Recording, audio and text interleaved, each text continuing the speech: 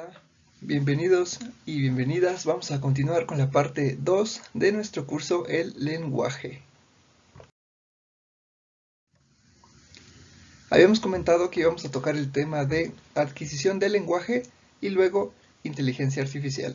Para este primer tema vamos a retomar lo que dijo uno de los grandes lingüistas actualmente, Noam Chomsky. Él nos propone que todos los humanos nacen con la misma capacidad natural y la misma estructura cerebral para aprender el lenguaje. O sea, él nos dice, todos los idiomas, todas las lenguas del mundo son distintas, pero en esencia comparten las mismas propiedades. En esencia vienen siendo lo mismo. Es como si se dijera, el lenguaje es una capacidad innata. También tenemos que todos los infantes de cualquier parte del mundo muestran procesos similares a la hora de aprender un lenguaje. Si decimos que todos los humanos nacemos con esta misma capacidad ya para aprender un lenguaje, quiere decir que entonces vamos a tener más o menos las mismas etapas a la hora de aprender un lenguaje, más o menos vamos a tener los mismos errores al aprender un lenguaje, el mismo tiempo promedio para aprender un lenguaje, y como ya vimos, las mismas partes del cerebro están involucradas cuando se está produciendo el habla, el lenguaje. Por eso subrayo aquí, remarco, el humano nace listo para aprender un lenguaje, pero después el mismo contexto le ayuda a especializar su lenguaje. Un autor que apoya esta teoría es Jacques Miller. Él nos propone que los recién nacidos franceses, es un estudio que él hizo. Agarró bebés recién nacidos y les puso a escuchar otro idioma distinto al francés. Y descubrió que los bebés sí reaccionaban ante este cambio de idioma. Los bebés tenían la capacidad de percibir un lenguaje distinto al suyo. ¿Cómo lo demostraban? Por medio de la succión del chupón. Cuando los bebés detectaban un cambio en el lenguaje, empezaban a succionar con más intensidad su chupón. Esto también nos viene a fortalecer la idea de los bebés distinguen diferencias en el lenguaje porque su cerebro ya está preparado para un lenguaje. Pero también sabemos que las habilidades con las que cuentan los infantes para sus otros procesos generales también les ayudan a articular el lenguaje. Procesos como memoria, percepción, motricidad, abstracción de reglas, también les va a servir. Pero no olvidemos el enunciado principal. El humano nace listo para aprender un lenguaje. Desde que nace su cerebro ya está listo para aprender un lenguaje. Solamente el contexto, tiempo después, le va a ayudar a especializar su lenguaje. Y tengo estos ejemplos. A ver, cuando digo de especialización del lenguaje, me refiero a esto. En esta parte del continente tenemos 5 vocales y la E siempre va a sonar como E. Pero en Francia tienen diferentes tipos de E. La pronunciación es distinta.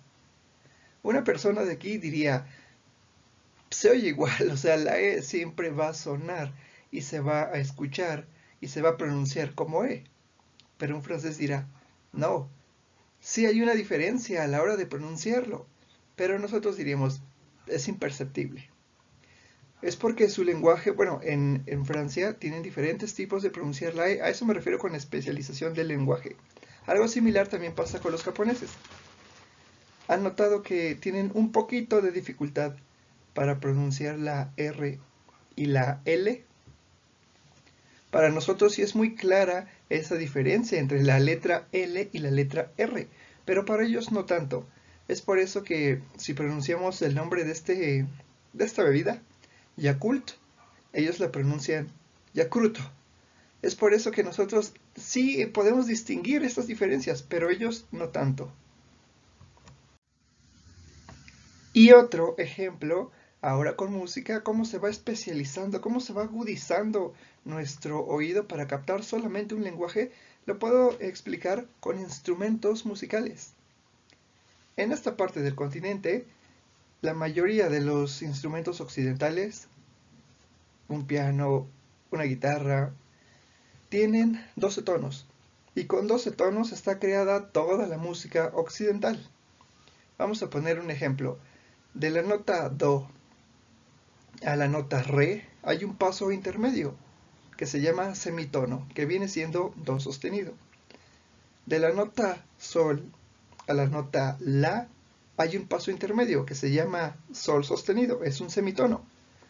Pero en otras culturas, por ejemplo, alguien que sepa tocar el canún, que es este instrumento café, de la nota Do a la nota Re tienen más subdivisiones. Se les dice que son instrumentos microtonales. Hay más semitonos. Alguien que está acostumbrado a los instrumentos musicales de Occidente dirá, pues no se oye, o sea, es imperceptible, es una diferencia muy mínima. Realmente ni siquiera es perceptible. Pero alguien experto en canún diría, no, sí se distingue, por eso tenemos diferentes divisiones en cuanto a los tonos, sí se nota. A eso me refiero con que estamos acostumbrados ya a percibir ciertas cosas. Y lo mismo pasa con el lenguaje. Ahora, también puse la imagen de un theremin, igual para complementar este ejemplo. Si han visto videos de cómo funciona este instrumento musical, ven que no hay divisiones exactas entre los tonos, entre las notas, como una guitarra, como un piano y sus teclas. El theremin no tiene una división de tonos. Así como pongas tu mano, así va a ser la nota. Entonces tienes que calcularle cuál es la posición correcta de las manos para ir creando la música. A eso me refiero.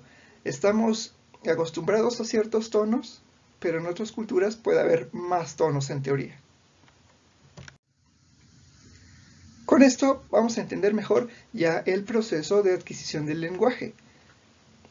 Aquí tenemos un feto de 6 meses, ya percibe sonidos. Cuando está en la pancita de la mamá, sí puede percibir estímulos sonoros. Pero al medio año ya hay una distinción de sonidos entre idiomas. Aquí es donde entra la investigación de Jacques Miller.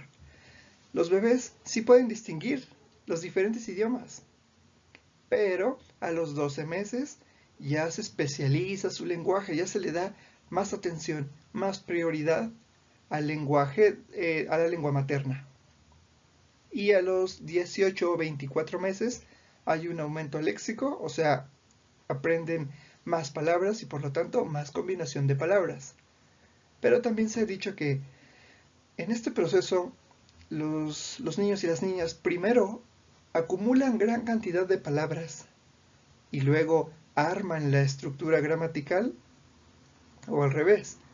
O primero tienen idea de cómo es la estructura gramatical y luego lo van complementando con las palabras nuevas que vayan aprendiendo. Eso siempre va a pasar en todas las teorías. Alguien dice una cosa y otra persona va a venir a decir algo totalmente distinto.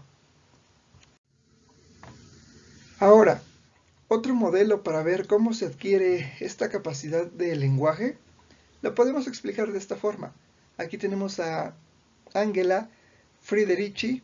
Ella es directora de un instituto de ciencias cognitivas en Alemania y ella nos propone un modelo para saber qué pasa en nuestro cerebro desde que escuchamos algo hasta que lo entendemos. Para esta explicación voy a mencionar áreas de Brodmann. ¿Qué quiere decir eso? Bueno, yo les pongo aquí el esquemita. Áreas de Brodmann es una división que, una de tantas divisiones para estudiar el cerebro. Ahora también voy a decir palabras como giro y surco. ¿Qué quiere decir eso? Bueno, cuando yo diga giro, ustedes van a voltear a ver esta imagen del cerebro.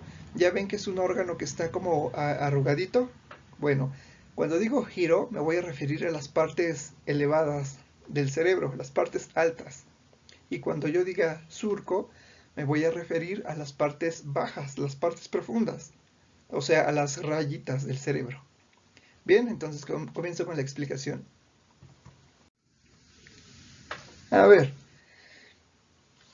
esta experta nos dice que puede haber 4 etapas en el momento en que escuchamos algo hasta el momento en que lo entendemos. La primera etapa tiene que ver con la fonología. o sea, los sonidos de la lengua. Va a ocurrir alrededor de los primeros 100 milisegundos y se va a activar el área 44 y 45 de Brodmann, que se refieren a asociación sensorial. Y cuando se activan estas áreas, vamos a poder reconocer entre ruido y una voz. Vamos a poder hacer esa distinción. Entonces, escuché un sonido, pero ¿fue una voz humana o fue un ruido ambiental? La siguiente etapa tiene que ver con sintaxis, relaciones entre palabras, y ocurre más o menos a los 200 milisegundos. Se activa el surco temporal superior anterior y el giro temporal superior anterior. Ahí les puse los puntitos rojos en las imágenes para que calculen más o menos en dónde son esas áreas. Cuando se activan esas áreas es para que se reconozca la forma y la estructura de las palabras.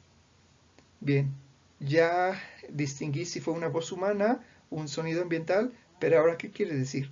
¿Fue una orden? ¿Se está refiriendo a alguien? ¿A algo? La siguiente etapa, semántica, tiene que ver con el significado de las palabras. Esto ocurre aproximadamente a los 500 milisegundos. Se activa el área 44 de Brodmann y el giro temporal superior posterior. En esta etapa se va a asociar cada palabra al significado. Y aquí ya vamos a distinguir sinónimos, antónimos. A ver, ya escuché una voz, ya sé que se refieren a algo, pero, a ver, vamos a poner que dijeron perro. Escucha perro. Pero, ¿se refiere a un animal? ¿A un perro? ¿O a perro como insulto? ¿O a perro de que algo está bien difícil? Y la etapa número 4 se refiere a pragmática, relación entre lenguaje y contexto, y también va a ocurrir a los 500 milisegundos. En esta etapa se activa el área 44 y 45 de Brodmann, el surco temporal superior posterior y el giro temporal superior posterior. Igual, ahí les pongo los puntitos en rojo para que vean dónde es. En esta etapa ya va a juntar todas las etapas anteriores y ya le va a dar un significado de acuerdo al contexto.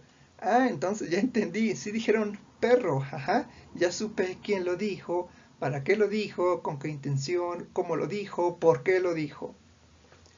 Si miran bien este esquemita, se dan cuenta que las primeras dos etapas tienen que ver en descifrar, reconocer este estímulo sonoro. Las otras dos etapas restantes tienen que ver más con ya complementar el significado con nuestros conocimientos previos. De la etapa 4 se puede pasar a la etapa 2 y así se va retroalimentando este proceso. Se complementan ambas etapas. Pero aún así, el cerebro puede cometer errores y por eso a veces escuchamos algo incorrecto. Ahora, ya con toda esta información, quizá alguna vez se han preguntado, ¿se le puede enseñar a hablar a los animales? Para esta investigación se aventuró Sue Savage Rombach para enseñarle a este animalito un lexigrama. Es como un libro con imágenes y cada imagen corresponde a una palabra.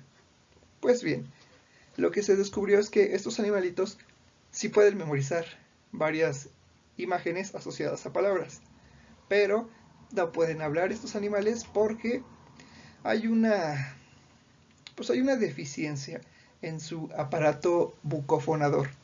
O sea, todos los órganos que intervienen a la hora de hablar, eso es el aparato bucofonador.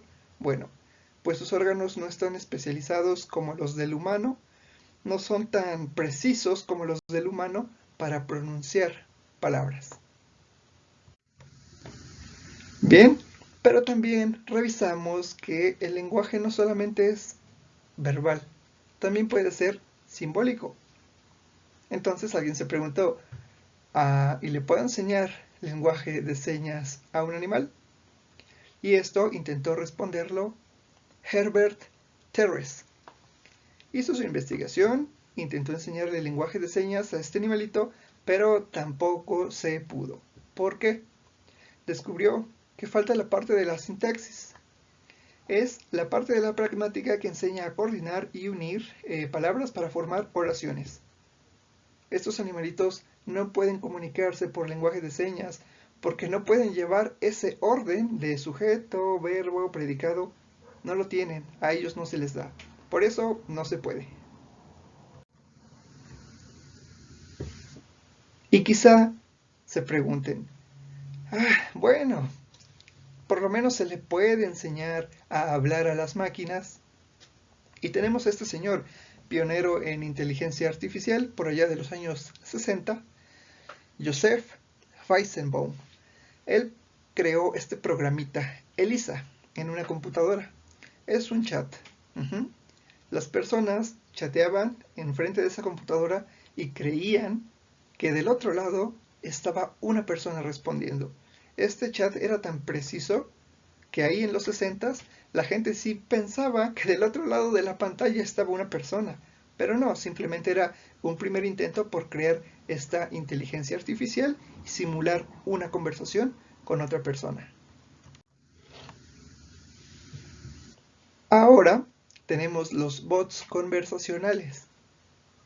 Yo sé que muchas veces han entrado a páginas de ventas a revisar algún artículo y les sale una ventanita, como por ejemplo este, que dice, hola, soy Coppelbot y estoy para ayudarte en este servicio de asistencia virtual. Si se fijan, es un intento de inteligencia artificial para lograr un diálogo entre la persona que ve la página, ver los productos, y como si otra persona en la tienda te estuviera manteniendo una conversación. Pero bueno, todavía tienen deficiencias porque sabemos que pues, no ayudan mucho estos bots, pero pues por ahí va la idea. También tenemos a esta inteligencia artificial que se llamó Tai Tweets. Ya tiene mucho tiempo, salió en las noticias porque fue una inteligencia artificial hecha para mantener un diálogo, una conversación a través de Twitter con cientos de personas. Pero se descubrió, bueno, más bien, esta inteligencia artificial, al pasar el rato con las personas, empezaba a decir cosas desagradables, comentarios racistas, homofóbicos, y la gente decía, oh, la inteligencia artificial se vuelve mala, malvada. Pero no, lo que realmente pasaba es que eso aprendía de la interacción de todas las personas. Algo muy similar pasa con la aplicación SimSimi, este muñequito amarillo. Es también una inteligencia artificial creada para simular una conversación con una persona, pero si lo han descargado alguna vez o han escuchado cómo este monito empezabas a chatear con el monito y empezaba a ofender, a insultar. Y nuevamente podemos decir, oh, es que la inteligencia artificial se puede volver malvada. Pero no, así igualito que en el caso anterior. La misma gente pues, le enseñaba palabras groseras a la aplicación, al celular, a la máquina. Y la máquina solamente repetía lo que los demás le escribían. Eso fue lo que pasó. También tenemos ahora los asistentes virtuales. Recordarán que cuando abrían Word, el viejito, el antiguo, salía un muñequito, este Clip, que no sé cómo se llamaba, Clipo, Clipper, Clippy, no me acuerdo, pero era un asistente virtual que te guiaba, te apoyaba, te ayudaba un poquito a redactar bien tus archivos de Word. Ahora, con el paso del tiempo, tenemos ya estas inteligencias artificiales como Alexa de Amazon, Cortana, que también son aparatos que te pueden ayudar, te pueden hacer la vida un poquito más fácil. Le puedes pedir una canción y te la reproduce. Le puedes pedir que te encienda las luces de un cuarto y lo hace. También tenemos esa inteligencia artificial de los celulares para rutas.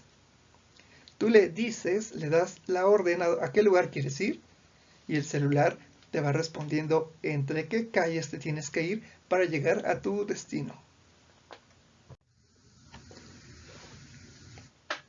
Si se quedaron con la pregunta de ¿la inteligencia artificial se puede volver en contra del humano o por lo menos le puede ganar alguna vez?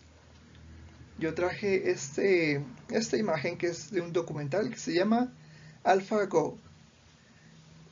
Unos informáticos, ellos son de Google, crearon un programita en computadora para aprender a jugar Go. Go es un juego oriental, es como el ajedrez, pero tiene fichitas y un tablero, fichitas blanco y negro y todo eso. Y trataron de buscar a los más expertos jugadores en Go y pusieron a competir a la máquina contra el humano experto en Go. Descubrieron que la máquina aprendía jugadas muy complejas y desarrollaba un análisis de juego más completo, más complejo que el propio humano. Y de eso se trata el documental. No les voy a decir quién gana para que tengan oportunidad de verlo. Podemos decir entonces que el cerebro funciona como una computadora. Quiero adelantar que esta teoría ya está quedando en desuso, por lo menos ya está quedando atrás poco a poco. Se ha dicho que el hardware correspondería al cerebro y el software a la actividad cerebral, que un byte sería como una neurona. Y trabaja como una computadora el cerebro, recibe datos de entrada, en este caso los estímulos sensoriales, empieza a procesar la información, analizar, sintetizar, etcétera, etcétera, pero también da datos de salida, ya sea en forma de una conducta, un pensamiento, algo verbal. Por eso hacen esta analogía cerebro y computadora. Pero dije que ya estaba quedando un poco atrás esta visión, porque ahora se ha hecho una nueva analogía cerebro, nube informática, porque la información está dispersa, fluida en toda la red neuronal. Cuando alguien sube una foto a internet, ¿en dónde está la foto? Ya sabemos que están en las computadoras centrales de Estados Unidos, pero si decimos, subí una foto a internet, ¿dónde está internet? Pues en todos lados, ¿no? O sea, internet está prácticamente en todo el mundo. Por eso se hace esta nueva analogía entre cerebro, nube informática. Y tenemos que la información, o sea, los estímulos, percepciones, conocimiento, va moldeando al cerebro. Y este moldeado constante da lugar a las facultades del cerebro, ya sea recuerdos o palabras. Vamos a explicarlo mejor. A ver, con este ejemplo va a quedar bien claro. Yo a veces, y tal vez ustedes, llegaron a esta pregunta: ¿en dónde están guardadas las palabras? ¿En dónde se guardan, no? ¿En qué parte del cerebro se guardan las palabras? Con este curso ya supimos que no hay áreas específicas en el cerebro para determinada función. También vamos a ver que ya la teoría de los dos hemisferios cerebrales pues también está quedando atrás. Esta teoría nos decía que un hemisferio cerebral correspondía a lo poético, a lo creativo, a lo sentimental, y el otro hemisferio correspondería al pensamiento lógico, formal, pensamiento matemático. Bien, esta teoría también ya está quedando un poco atrás. Ahora sabemos que cada función del cerebro está implicada en otras más funciones del cerebro, incluso de diferentes hemisferios. Por lo tanto, la información no está en la neurona.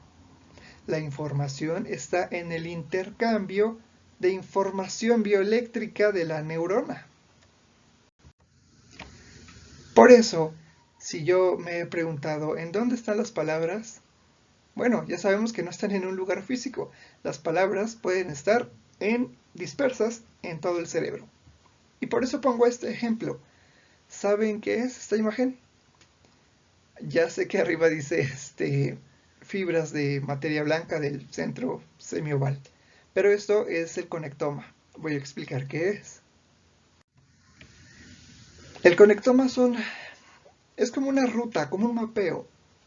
Es una tecnología novedosa para estudiar el cerebro. Esto es el conectoma. Estas imágenes corresponden al conectoma. Específicamente, voy a leer una de ellas. Por ejemplo, dice, arquitectura de fibras de materia blanca del cerebro, medido a partir de imágenes de espectro de difusión. Así se llama la técnica para obtener estas imágenes, espectro de difusión.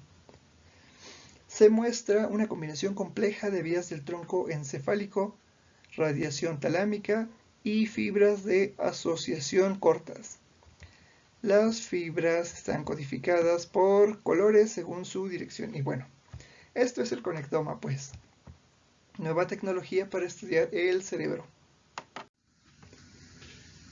Y para tener una definición muy clara, me metí a la página de uno de los institutos más importantes que desarrollan estas investigaciones y voy a leer qué quiere decir. Dice, el proyecto Conectoma Humano es un proyecto para construir un mapa de las conexiones neuronales, estructurales y funcionales completas en vivo dentro y entre individuos. El proyecto Conectoma Humano representa el primer intento a gran escala de recopilar y compartir datos de un alcance y detalles suficientes para comenzar el proceso de abordar preguntas profundamente fundamentales sobre la anatomía y la variación de las conexiones humanas. Con esto, yo ya me podría responder la pregunta que me hacía. ¿Y dónde se guardan las palabras? Bueno, las palabras no están guardadas. Cuando pensamos en una palabra, redes neuronales del cerebro se activan y se puede ver así, como estas imágenes. Específicamente estas imágenes voy a leer qué son. La primera dice, vista del microcircuito 01, columna neocortical vista desde arriba. Las neuronas están coloreadas por tipos morfológicos. Y la segunda imagen es síntesis de neuronas neocorticales. Un bosque de neuronas crece artificialmente con varios tipos de morfología en la neocorteza. Las células piramidales se muestran en azul y las interneuronas en verde. Bueno, cuando pensamos en una palabra, nuestro cerebro se puede ver así. Ya dije específicamente qué es, ya sabemos que está coloreado por computadora, pero algo así puede estar sucediendo en nuestro cerebro cuando pensamos en una palabra. Vamos a finalizar con un resumen. El estudio del cerebro para imitar y reproducir el funcionamiento de las redes neuronales es lo que está actualmente en investigación. Y se juntan diferentes disciplinas: psicología, ingeniería neuromórfica, lingüistas. Todos estos estudios es para dotar a las máquinas de capacidades lingüísticas para mejorar la inteligencia artificial. En pocas palabras, toda esta investigación es para imitar el cerebro humano. Pero recordemos que las máquinas solo hacen para lo que están diseñadas. Una máquina no tiene necesidad de aprender, ni tiene necesidad de compartir conocimientos. Pues ¿por qué las máquinas no tienen deseos? Las máquinas no tienen esta capacidad de entender algo por ellas mismas. Solamente van a hacer, van a reproducir para lo que están diseñadas. Pero en sí, una máquina no tiene necesidad de aprender. Y esto ya sería todo, la clase 2. Nos vemos en la clase 3.